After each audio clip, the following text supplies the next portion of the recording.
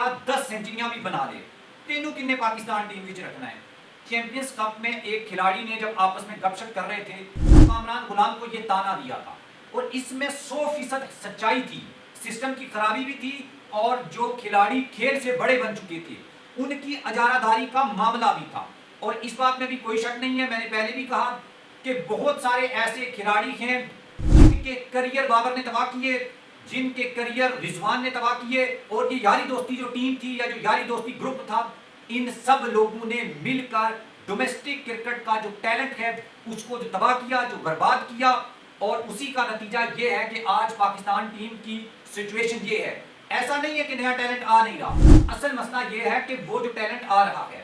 اس کو موقع نہیں مل رہا۔ وہ موقع کیوں نہیں مل رہا یہ آپ کو جاننا ہے۔ 11 سالوں تک کامران غلام ڈومیسٹک کرکٹ میں پرفارم کرتا رہا، کسی نے ٹیم میں شامل نہیں کیا، اگر کبھی کبھار کہیں لے بھی جاتے تو کھلاتے نہیں، اور بینچ کے اوپر بیٹھا رہتا، واپس آ جاتا، پھر ڈراپ کر دیا جاتا۔ اور زیادہ تر ایسا جو ہے وہ اس وقت ہوا جب بابر اعظم کا یاری دوستی کا دور چل رہا تھا، اور اس سے بھی بڑی بات یہ یا کسی نئے کھلاڑی کو کوئی موقع ملتا بھی، ایک دو میچ ملتے، اس کے بعد اس کو کیا کیا جاتا، نکال دیا جاتا۔ یہ اللہ بھلا کو قائد اعظم ٹرافی کا جہاں پر پھر ایک بار کامران غلام نے پرفارم کیا، لیکن اس دفعہ جو ان کی پرفارمنس تھی وہ ان کی جو سابقہ پرفارمنس تھی ان سے کچھ مطلب آپ سمجھ لیں کچھ لو تھی، لیکن اصل میں نظروں میں کامران غلام اس وقت آئے جب انہوں نے چیمپئنز کپ میں 2 سینچریاں بنا دی، اور اوپر سے بابر اعظم کی لو پرفارمنس چل رہی تھی، تو پھر قسمت نے پانسا پلٹا اور عاقب جاوید سلیکٹر بنے، انصاف پسند سلیکٹر، ایسا سلیکٹر جو پرفارمنس کے اوپر کھلاڑیوں کو جج کرتا ہے اور سلیکٹ کرتا ہے۔ اس نے پھر مانجا پھیر دیا، بابر اعظم کو نکال دیا، شاہین شاہ آفریدی کو نکال دیا، سرفراز کو نکال دیا، نسیم شاہ کو نکال دیا، اور یہ بولڈ ڈیسیژن تھے اور زبردست ڈیسیژن تھے۔ یہ بابر اعظم جب نکلا تو اس وقت پاکستان ٹیم میں ایک کھلاڑی کو رکھنے کا موقع ملا، اور اس میں کامران غلام کو رکھا گیا۔ وہ بندہ جو 11 سالوں سے پرفارم کر رہا تھا، ڈس اپوائنٹ تھا کہ شاید اب میں کبھی سلیکٹ نہیں ہو پاؤں گا، ساتھی کھلاڑی اس کو تانے دیتے تھے کہ تو جو کچھ مرضی کر لے، تو نے سلیکٹ نہیں ہونا۔ اس کھلاڑی کو موقع ملا، اس نے ڈیبیو میں شاندار سینچری سکور کی،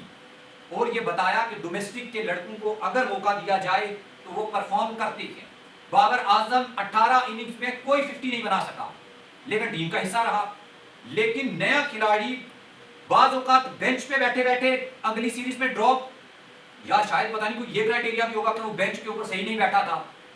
ایسا ہی لگتا ہے نا۔ اس کے بعد اگر کسی نئے کھلاڑی کو 1-2 موقع مل بھی جائیں پھر ڈراپ، پھر ہم کہتے ہیں نئے کھلاڑی نہیں آئے، نیا ٹیلنٹ نہیں آیا، نیا ٹیلنٹ مل نہیں رہا۔ سب کچھ ہے، لیکن مسئلہ یہ تھا کہ ایک گروپ تھا، ایک پی آر ایجنسی تھی، ایک گینگ تھا، ایک یاری دوستی گروپ تھا، جس نے کئی جو نئے لڑکے ہیں، ٹیلنٹڈ لڑکے ہیں، ان کے کریئر کو جو ہے وہ تباہ کر دیا۔ اور اس کے اوپر ایک منطق جو ہے وہ دی ہے رمیز راجہ نے۔ بڑا افسوس ہوتا ہے کہ اتنا بڑا کھلاڑی، لیجنڈ، سپر سٹار اور تجربہ کار جو چیئرمین پی سی بی رہ چکا ہو، وہ ایسی بات کرے گا۔ یہ جناب رمیز راجہ صاحب کا کہنا ہے کہ بابر اعظم ایک سپر سٹار ہے، بابر اعظم ایک سپر سٹار ہے، اور بابر اعظم کو ٹیم سے نکالنے کے بعد جو برانڈ ایمبیسیڈر ہیں، جو برانڈز ہیں، وہ آپ کو پیسہ نہیں دیں گے، آپ کی انکم کم ہو جائے گی۔ تو میرا آپ سے صرف ایک سوال ہے، یہ جو کرکٹ ہم دیکھتے ہیں، کہ آپ دیکھتے ہیں، ہماری ویڈیوز آپ دیکھتے ہیں، اس کا مطلب یہ ہے کہ ہمارے ایموشنز اٹیچ ہیں، ہمارا لگاؤ ہے کرکٹ کے ساتھ۔ اگر رمیز راجہ، بابر اعظم، شاہین شاہ آفریدی، رضوان، نسیم شاہ، اگر ان لوگوں کا کام کرکٹ سے پیسہ بنانا ہے، اور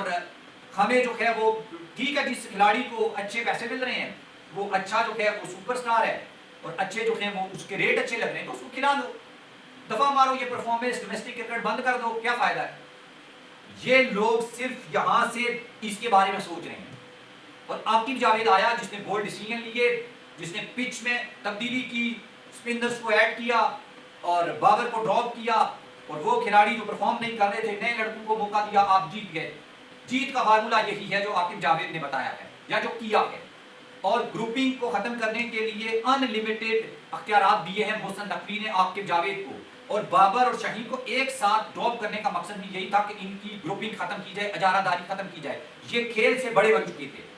اور اب ان کو معلوم ہو گیا ہے کہ پرفارم نہیں کریں گے تو پی آر ایجنسی نہیں بچا سکے گی, سوشل میڈیا نہیں بچا سکے گا ہمیں. ہم بینچ کے اوپر بھی بیٹھ سکتے ہیں, ہم گھر بھی بیٹھ سکتے ہیں, اور ہمارے بغیر عاقب جاوید نے یہ ثابت کیا ہے کہ بابر کے بغیر بھی, شہنشاہ افریدی کے بغیر بھی, نسیم شاہ کے بغیر بھی پاکستان ٹیم جیت سکتی ہے. اور اس نے پاکستان ٹیم کو جتایا ہے, پاکستان کے نئے لڑکوں نے جیتا ہے میچ. تو یہ بات ہے اصل میں جو ہمارے پاس, عاقب جاوید کے پاس جیت کا فارمولا تھا. آپ بھی اس کے بارے میں کمنٹ باکس میں لکھیے.